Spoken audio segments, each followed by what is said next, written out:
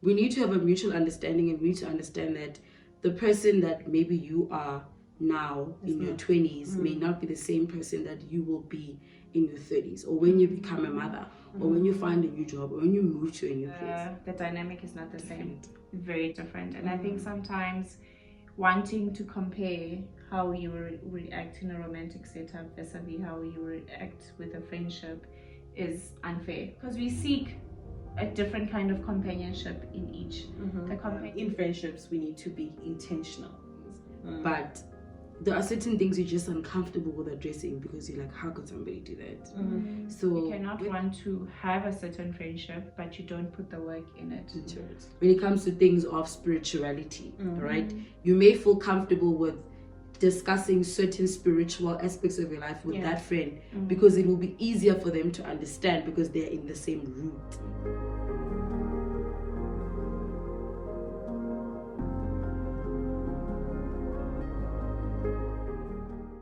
Hi guys, welcome back to my YouTube channel. Welcome to yet another video. I have my friends tonight and they're sleeping over, so we decided let us talk about friendship. So I'm with Zuzi. Hi. And Busi. Hello.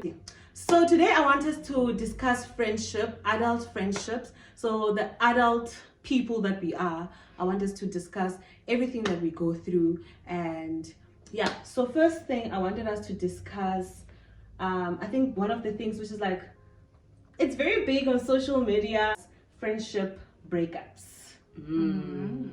Have you ever had a friendship breakup?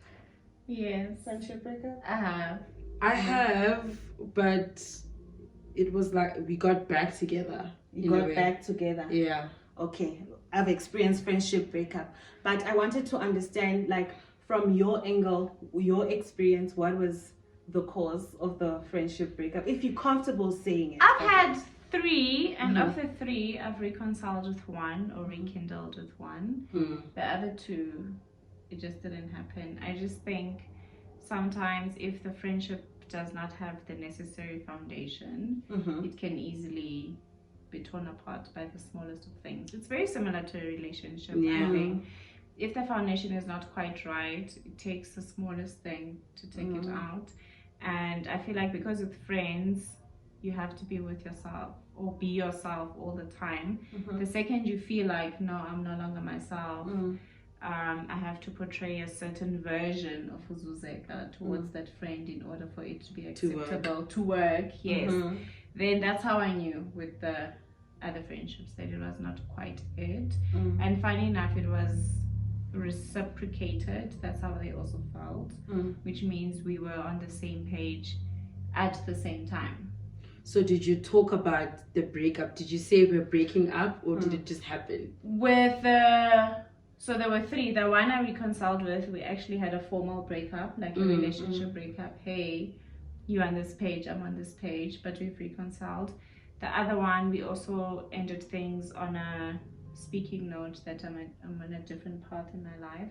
And the other one, it was silence. You had all experiences. We went into the night silently, and then we never spoke again. That was it. And then it just continued like that. It continued like that, and I saw the friend. She's from East London. When I went home. Hi. And awkward. So it's not like there's there's no beef or anything. There's no beef with any of my. Yes. I don't think it's such a bad thing. It's not beef. It's the same thing as I think with a partner. If you are no longer on the same page, if you want different things, I think it can also happen to friendships, that you are at a different space and you want different things, and the friend no longer fulfills you or the journeys you are under. Then With me, I appreciate, like, when someone comes to me and say, okay, look, I've had one of those, like, there's one big friendship that I had where they came and spoke to me saying, we're probably no longer on the same level. You are here, I'm there. We're friends in varsity, so maybe when we move to the working space, the distance in between, it was just not working. What I appreciated about that friendship was that person came to me and spoke to me straight, rather than like, silence, and then it's over and you don't even know what went wrong. And I think because of that person spoke to me straight, I think I've never seen them since then, but I think it won't be difficult to say hi when I see them next time. So have you broken up a friendship? You see, I'm a lover when it comes to friendships. Of course.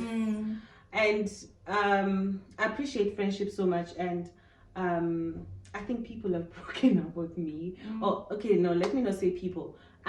We have, because I mean it's between two people. But have you initiated a friendship breakup? Yes. Like that. Yeah, have you been the one to say, listen, this is not, it's not working. Out. I think we're on different paths. I haven't. I've never done that. Have you been in an emotional position where you wished to do that? Okay, last year I had two friendship breakups. One of them it didn't end so well. The other one it ended silently, and the one which ended silently is the one I cried about. And reason being was that there was a misunderstanding, and my whole friendship with that person, I'm trying to find the words. Like one thing happened and it canceled the entire friendship with that person. So it was, it's for me it was very disappointing because of that. So when we fixed things, we could both see that yes, we fixed things, we forgave each other, but it's just not working. I've never felt like that. Like it felt like an actual relationship breakup where I cried and we went back to each other and it was actually not working. And that's what happened. It was actually not working. We ended up going silent on each other, and to this day we haven't spoken, I think, since end of last year. But it doesn't worry me because I think because I cried about it. That's why I'm saying. And you also tried again. We tried, and someone might find it weird because now it sounds like I'm talking about a mended relationship. No, the two can sort of overlap. I think the feelings you feel in a friendship can overlap with a romantic relationship. Yes, the two are not always exclusive in that sense. True. Yes, I got to a phase in my life where I just feel like, no, it's no longer worth it. Like, it's I value friendships so much, but sometimes you just get to everybody a point has boundaries. Speaking of that, the friendship breakup, the one I mentioned, we got back together. We had a disagreement because a certain boundary was crossed, and then I'm not someone who I love to address things, but there are certain things you're just uncomfortable with addressing because you're like, how could somebody do that? So when that happened, I didn't address it with the friend. I addressed it with other people, which is very wrong, because obviously one way or the other it's gonna get to the person. So and then what happened is we bumped into each other, and she before that she actually texted me and realized that I'm distant, and then we talked about it briefly on the phone. And then we it was weird. Like we stopped talking. We would just not even comment on each other's statuses. And then when we bumped into each other, that's when we actually spoke about it. And then we realized, honestly, this is what happened. This is why I didn't speak to you, because I was hurt. This happened. And then apologies were exchanged. And then we said, okay, let's see how it goes when we try it again. And it's fine now. The one I referred to where there was a formal breakup, I think the formal breakup was 2017, 2017. 5 years, yes. We had broken up for 5 years. And when we discussed the breakup, I was hell-bent on doing things in a particular way. She was hell-bent on doing things in a particular way. And we were definitely younger, probably 22, 23 at the time of the breakup, which informed our approach as to certain things, because when you're younger you definitely think you know a lot of things, you're set on a lot of things, and you don't have a room rather to take on other perspectives that could be better than yours. You say, I do things like that. She says, I do things like this. And then it clashes, and then you're like, oh, okay, we're not compromising. That's compromising. Right. And then, of course, in the 5 years, a lot of things happened individually. But to me, to her, that have gradually changed how we perceive certain things, and because of that, if we understood our positions at the time were, you know, informed by a little bit of arrogance. Yeah. You know, young people arrogance, if I should put it like that. And it's through that we saw, in order to have a bountiful friendship, you cannot have pride.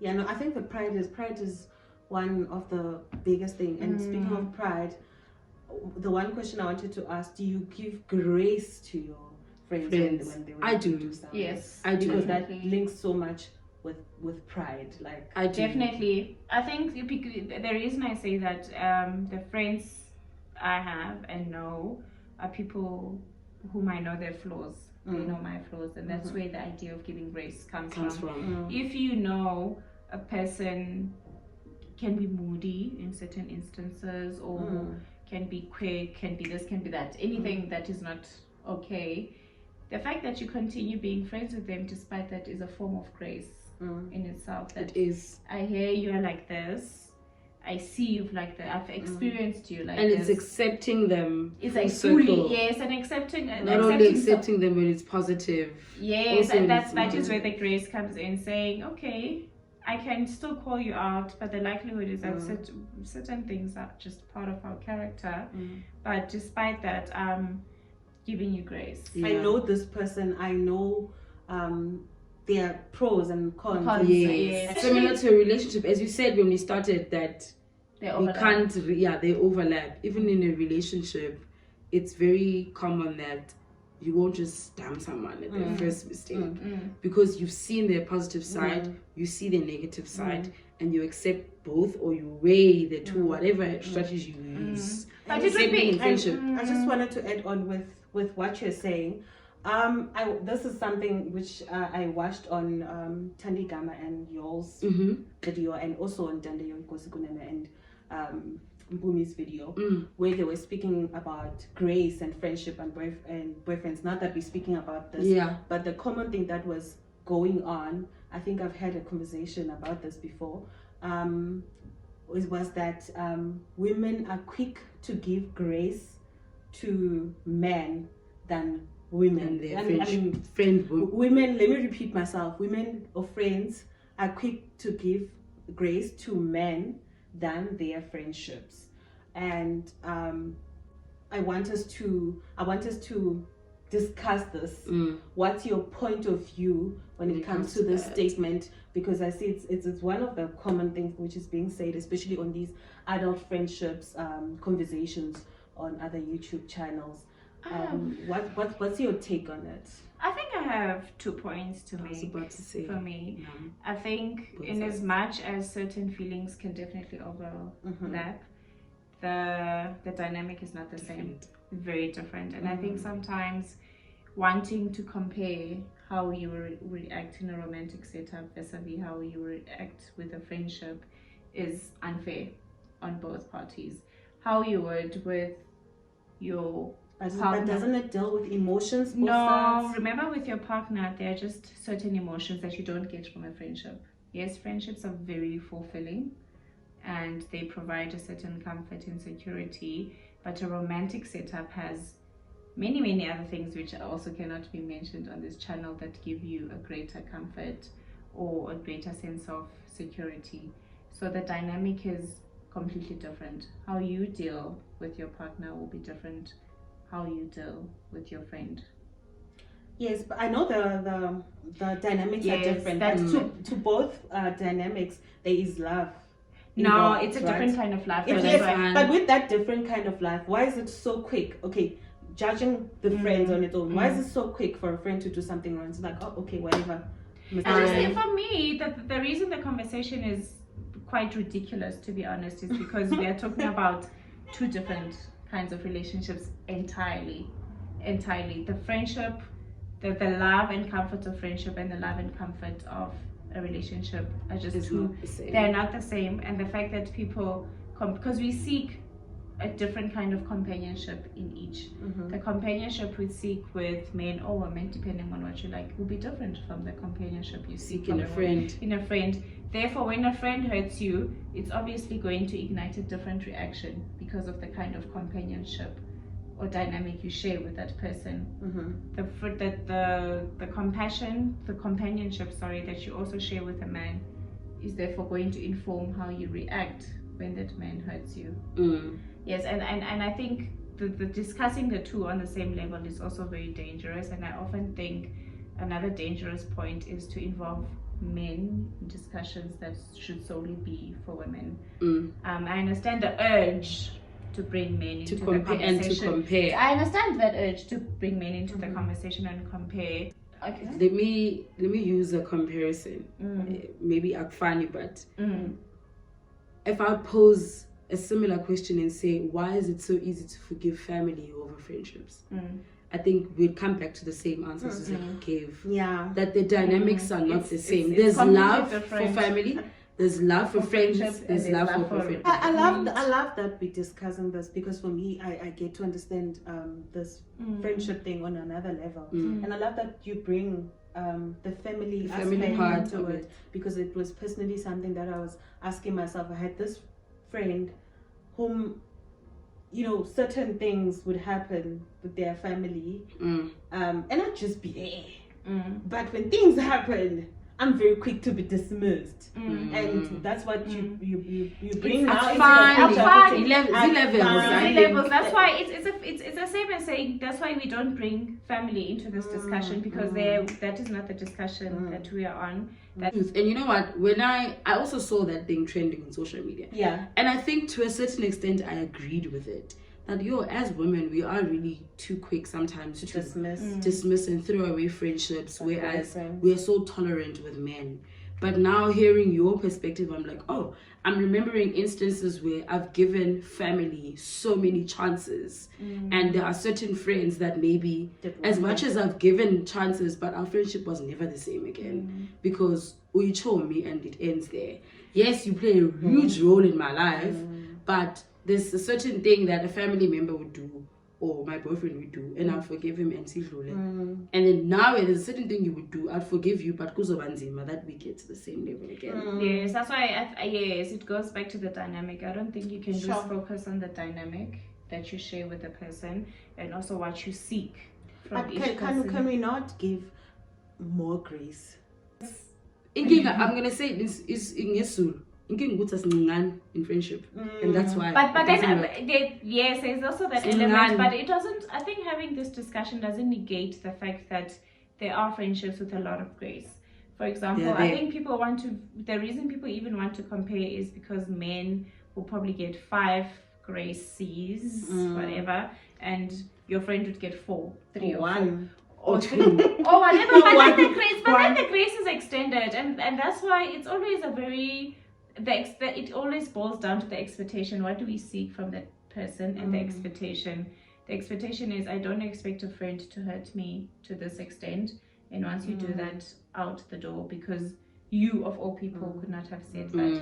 But then once again, by me answering, I'm entertaining the whole conversation, which is not something we should even be doing in the first place, because the two conversations, the conversations belong in 2 different categories, 2 groups.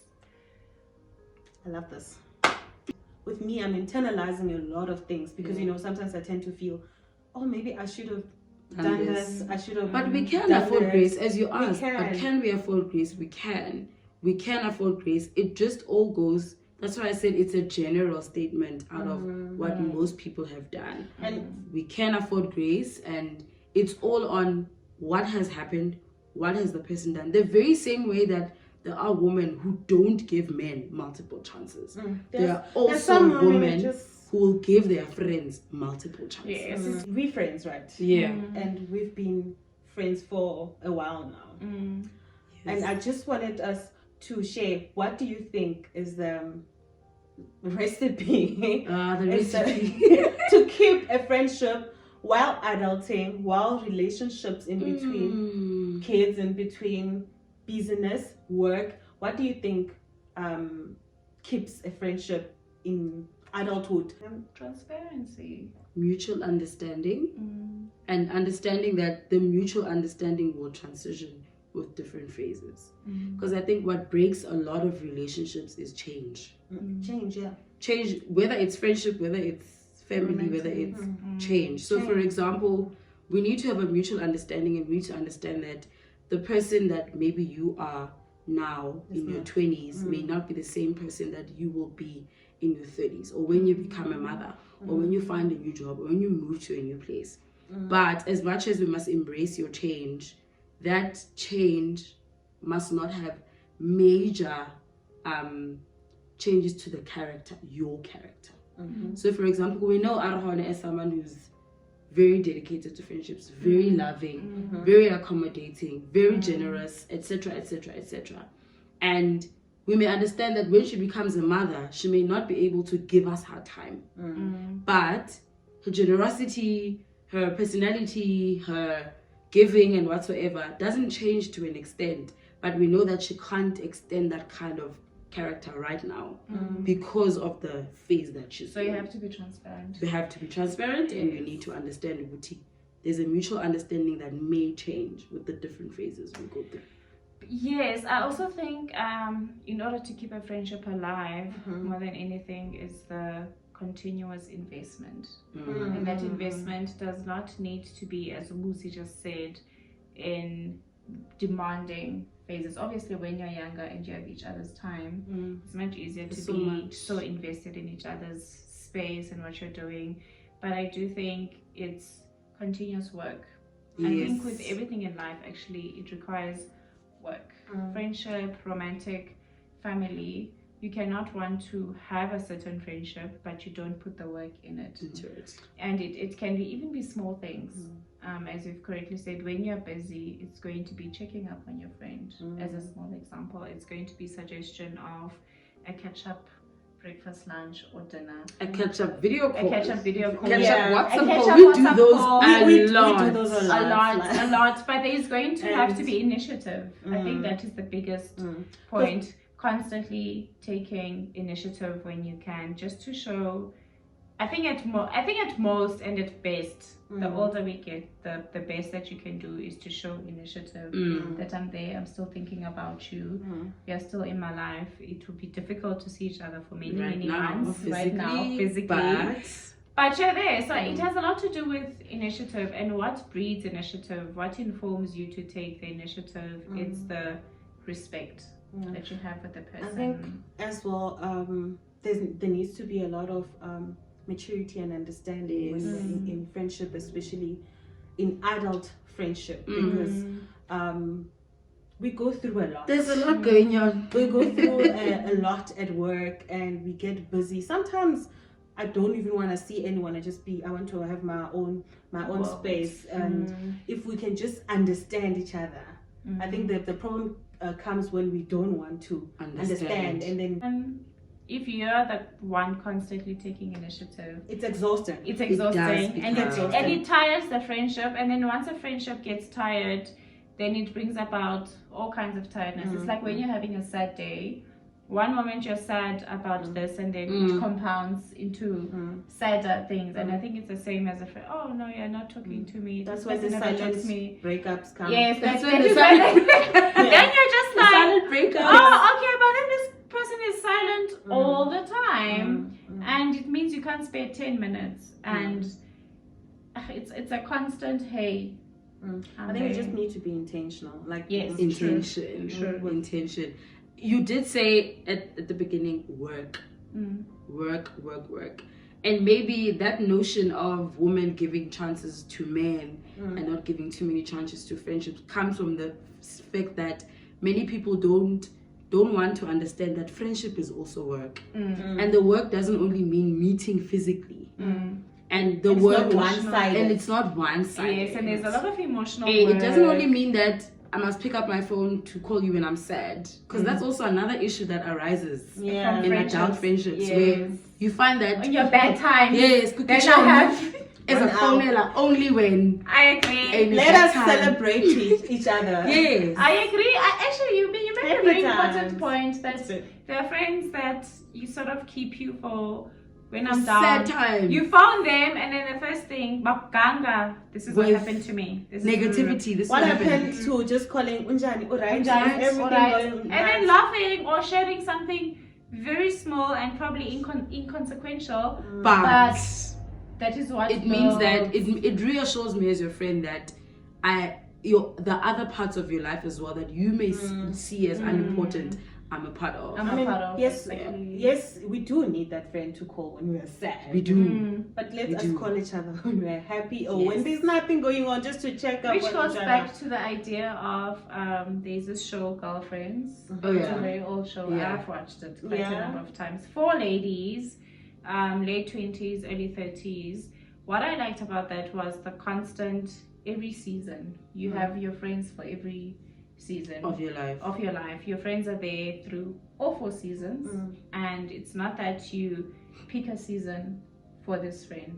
There's continuously, they call it congruency throughout your life, that I am at my happiest, I share it with my friends. I'm at my downest, I share it with my friends. I'm at my most anxious, I share it with my friends. So there's a lot of sharing which goes on, which builds friendship. And I think that show, Girlfriends, is exactly what it reflects, that the 4 women are in 4 different careers, 4 kinds of relationships, family, but what brings them together is the sharing and wanting to be there for each other. They don't want you to go through anything without alone. You can't go through your toughest points. And I want to say, maybe very controversial, but I think the reason why many friendships don't work in our day and age is because people are afraid of that element of sharing, because they are secretly in competition with each other. Oh yes, and that's why. Yes, I agree. If friendship is zibanje, because I can't share that I'm doing this big thing in my life, because if I share it, this one is gonna be jealous. That one is gonna be But you need to have that 1 or 2 friends who even if it's your entire the second you feel like I cannot be myself with a friend on whatever level, then it's over. Then it's game over, because there needs to be a certain level of freedom with friends. I cannot share something with Arehone and Busi, and then I sit at my place and I fear, what are they gonna tell? Ooh, I've shared this. What are they gonna do with that information? Yeah, I think that's one thing I've always struggled with, to say that I know that we have different people for different reasons and different seasons of life, but I don't want friendships like that. I want a fully functional friendship. But what if we've got like 10 friends? Like, well, how it do becomes you deal with that? Then you can't go tell. Yes, you might trust some of them, but then it depends how you view those friends. I think that's why the dynamic, the question of dynamic cannot be lost. The dynamic you share with a person. If you share the same dynamic with 20 people, then you share it with 20 people. And if you don't, then I think that would be acceptable. That maybe you can't tell that one. I'd get tired. Like, I'll be telling you guys the same story now. I speak to my friends for like 1 hour or and whatever. After a long time. So I generally. It goes. So for me, I choose. That based on the dynamic. On the dynamic of the friendship. Yes. Okay, I understand. Yes, if out of 10 friends, let's say you share family things with one specific friend because she tends to understand where you are, or you have a similar family background, whatever, then you tend to speak to her because you know she's going to be a bit more open and understand where you come from. These 3 friends are married or have been in relationships, are much more comfortable, whatever. So there's also nothing wrong with necessarily grouping your friends according to specific strengths and what you think to specific. But even with that, the underlying issue still remains that there's a certain level of trust that makes you speak to them. So even if you have 10 friends, one is for educational purposes, you feel like financial advice. Yes, but with all of them, you still feel a sense of deep sisterhood. Then it's alright. Then because you know this person, because we know our friends, this person is a bit immature when it comes to certain things. They don't have that necessary experience. So yes, I can share perhaps in passing, but then with these ones, I'm seeking a different level of comfort. I'm glad you said that, because I was feeling guilty now. I was like, but I have a lot of friends. I know I said I want a fully functional sharing. Yes, it's a dream too. I think the smaller, I have a very small friendship circle, so perhaps it's easier for me to share the same information at once with your friends. But I can imagine for people with larger friendship groups that there needs to be like compartmentalize the because the friends, truth is, because one way or the other, those different groups of friends will intertwine somehow. will intertwine Birthdays, celebrations, unfortunate circumstances, maybe like funerals. All your friends may be there, and you would have to sit with them. And then, if someone bursts and says something that you've only shared with that one, but then no. There's certain friends who just can't burst. there must be no. all the time. That's also something I wanted to ask. Sorry for deviating, but how do you deal with? No, it's okay. How do you deal with friends that you feel you love them with all your heart and you share stuff with them, right? But you feel like they have no filter to put it in a. Share less. No, but you don't want to share. You want to share. You want to share fully. I've been in such a but situation. then there's that consistent. I don't know about you fear or don't, but there's that. Can I almost tell you as if you want to say, friend, we are going to don't, please don't. Actually, no. Don't do that. Then I know exactly what she's talking about. It's so funny because the friend that doesn't have a filter, it's done in a it's done in good faith. It's done in good faith. They are not deliberately slipping out because they want the world to know. They just It's the way they are. It's about bamba. You've had conversations with them that so easy. Okay, when you get there, whatever topic you're talking about, if you can see that this one, the brakes are about to go off. But isn't that embarrassing for the friend? Let's say I'm out here bursting like, oh, friend, do you remember that day? And you're like, that's embarrassing for me. I've learned. I think you need to communicate such things. I have with the person I have, and then she promised, I'm so sorry, I won't do it again, and then she doesn't take it because she's not. And you love them so much, and you just and they're not even in bad faith. And then what I've learned is to share a little bit less, especially if I know the thing I'm sharing I don't want is a particular thing I don't want to reach certain ears. Then instead of telling them a slightly detail, you will summarize. Then I summarize it and probably tell her something that's on the surface. And then I feel like I want to talk to this person deeply, and then you sort of threaten them. I know it sounds bad. Just threaten them. If you dare. And say this to people. You threaten them. Okay, before this video becomes very An long, hour. very long, what did you learn from this conversation that we had? I can start. For me, my greatest lessons was that in friendships, we need to be intentional. We need to have that initiative that you were speaking about, that we need to it needs to come from both sides. That not comparing friendships, family relationship and romantic relationships, because they are all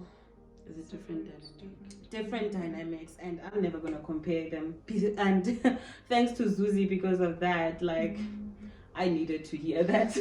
Because we're very quick to take anything that influences anyone on social media says or any trend.